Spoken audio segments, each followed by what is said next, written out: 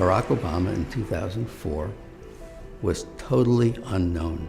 People were saying, I don't know who this guy is. I wonder why they picked him. He had this reputation as a bit of an upstart, as sort of a young, rising figure in the party, but no one knew who this guy was. This was his chance to introduce himself to people. Tonight is a particular honor for me because, let's face it, my presence on this stage is pretty unlikely. My father was a foreign student, born and raised in a small village in Kenya. What makes a great political speech is if you can somehow fold your story into this larger American story. The next thing he says is about his mother's family. His grandfather fought in World War II. He used the GI Bill. They settled in Kansas, so white people could say, he's just like us. My parents shared not only an improbable love, they shared an abiding faith in the possibilities of this nation. I stand here knowing that my story is part of the larger American story, that I owe a debt to all of those who came before me, and that in no other country on earth is my story even possible. Going into this speech, we've had 4 years of George Bush, and we felt as a country like we've grown further apart. 2004 was very much a divisive partisan race. Obama's speech is in some ways an antidote to that. Alongside our famous individualism, there's another ingredient in the American saga, a belief that we're all connected as one people. If there is a child on the south side of Chicago who can't read, that matters to me even if it's not my child. If there's a senior citizen somewhere who can't pay for their prescription drugs and having to choose between medicine and the rent, that makes my life poorer even if it's not my grandparent. It is that fundamental belief, I am my brother's keeper, I am my sister's keeper, that makes this country work. E pluribus unum, out of many, one. He gives a speech that presages his entire political message of 2008, which is this sort of post-partisan argument. Now, even as we speak, there are those who are preparing to divide us. The spin masters, the negative ad peddlers, who embrace the politics of anything goes. Well, I say to them tonight, there is not a liberal America and a conservative America. There is the United States of America.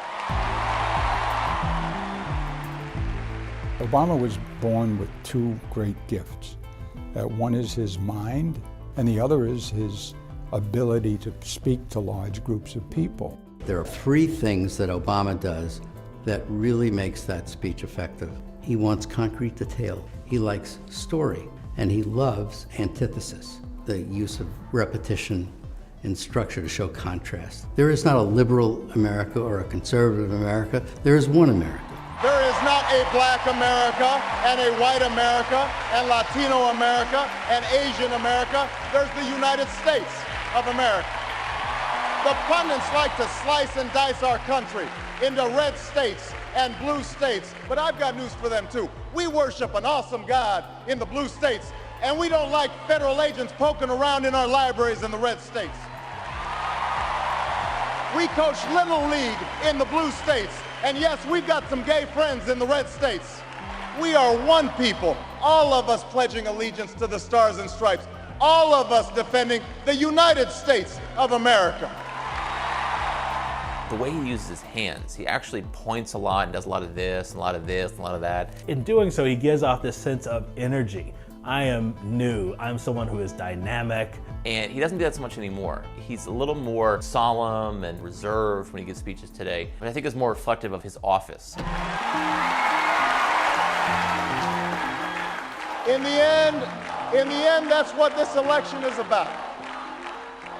Do we participate in a politics of cynicism, or do we participate in a politics of hope? It's the hope of slaves sitting around a fire singing freedom songs. The hope of immigrants setting out for distant shores. The hope of a young naval lieutenant bravely patrolling the Mekong Delta. The hope of a mill worker's son who dares to defy the odds. The hope of a skinny kid with a funny name who believes that America has a place for him too. Hope in the face of difficulty. Hope in the face of uncertainty.